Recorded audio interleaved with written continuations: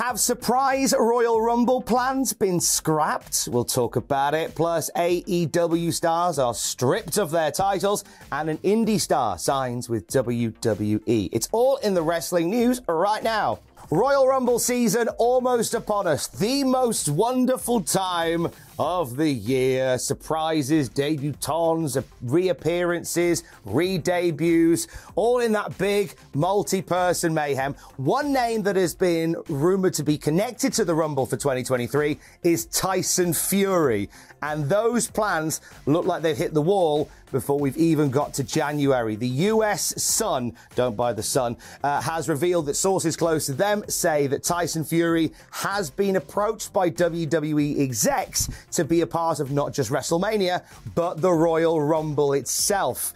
And those plans are hitting a very sticky situation regarding Tyson Fury's visa status. Now, Tyson Fury is struggling to get a visa to enter into the States. They say that Tyson, the source is close to the US Sun, don't buy the Sun. Tyson is well loved at WWE, and him popping up in any match and a run to WrestleMania would generate huge headlines and fan interest. However, his immigration status is a tricky one to deal with. Says that Tyson's people, as well as WWE's legal people, are helping to get that sorted out as we speak. WWE are keen to have Tyson Fury as part of plans on the road to WrestleMania. As it stands right now, plans for Tyson Fury to be a part of the Royal Rumble aren't happening.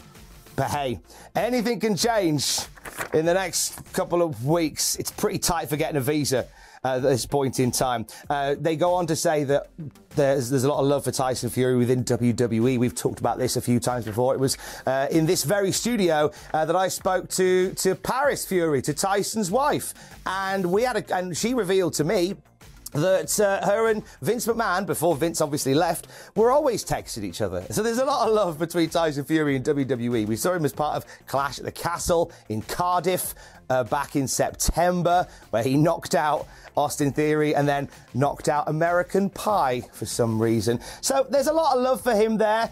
If this doesn't get sorted, you can almost guarantee that when the opportunity presents itself, he'll be a part of WWE events outside of America.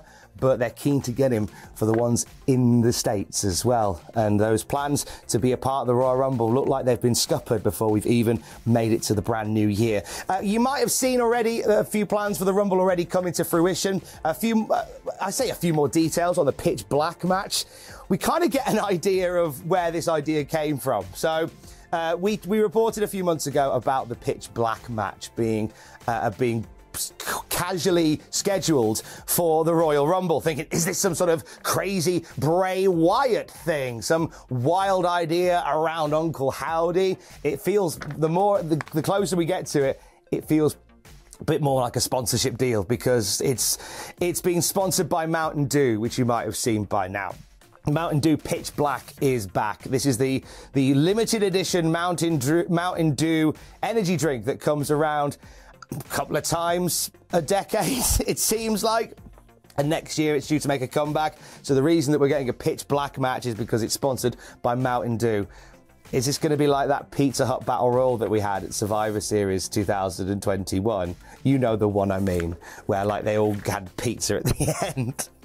Making money. Let's head over to Mexico. Last night we had the Noche de Campeones taking place for AAA, and we saw AEW stars stripped of their championships. We are talking about Sammy Guevara and Ty Mello. Conan came out to announce that they are no longer the mixed tag team champions, having had excessive demands put upon AAA for their title defenses. Conan said that the title belts are on their way back to Mexico, and a triangle match that night determined brand new holders of the titles.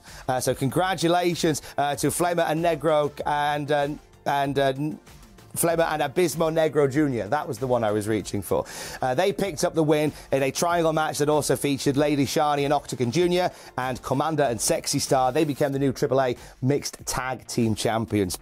And so congratulations to them, onwards and upwards. We then had an interesting bit of business regarding the AAA tag team titles. So FTR have held those belts for a good long time now. They've been the belt collectors of the doubles divisions across the world. And they put them up last night against Dralistico and Dragon Lee. And we saw Dralistico and Lee beat FTR to become the new AAA Tag Team Champions. Shortly after that, the plot thickened because Dragon Lee got on the microphone and announced that he was now a WWE star. And he would be debuting in NXT in January. Consequently, they were immediately the belts were immediately vacated. So FTR lose the belts to Dralistico and Dragon Lee. Dragon Lee drops that bombshell, and now the titles, the AAA tag titles, are vacated once more. Dragon Lee announcing that he was off to NXT caught a lot of people off guard, but Triple H was ready with the tweets. He confirmed it, saying on Twitter, an unbelievable athlete who has collected accolades and held championships across the globe, and he's just getting started. The next chapter of Dragon Lee's career begins with NXT. WWE's head of talent strategy and operations, James Kimball, added to that, Dragon Lee is a tremendous talent that will immediately add value to the NXT roster. This signing is reflective of WWE's renewed emphasis on globalizing our talent pipeline with Latin America positioned as a focal market. Now, Dragon Lee did an interview with ESPN shortly after this and talked about his ambitions and desires in WWE. He wants to be the next Rey Mysterio, which is something that WWE have been searching for since, I think, 2011.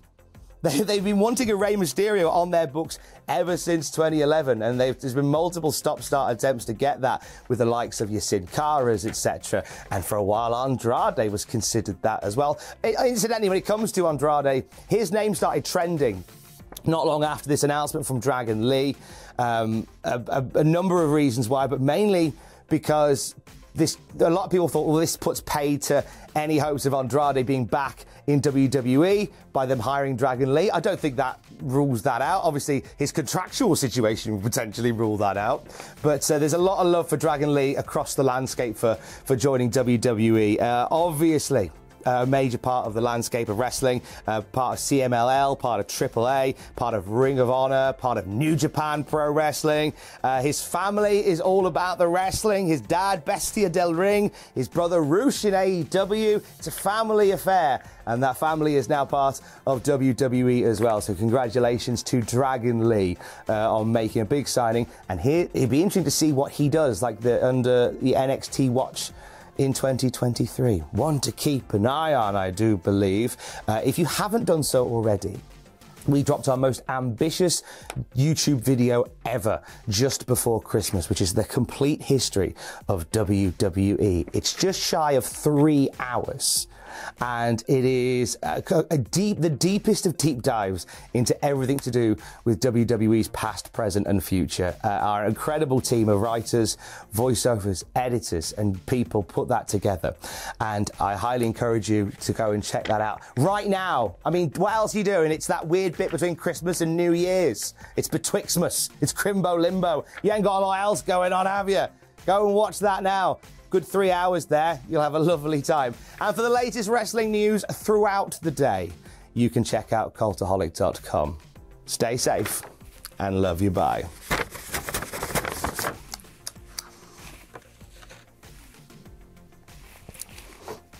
Oh, you're still here? Oh, hi. Thought you'd gone. Well, you can't.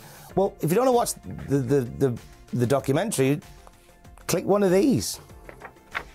I'm finished. That's the end of the news. I'm finished. I'm gonna go.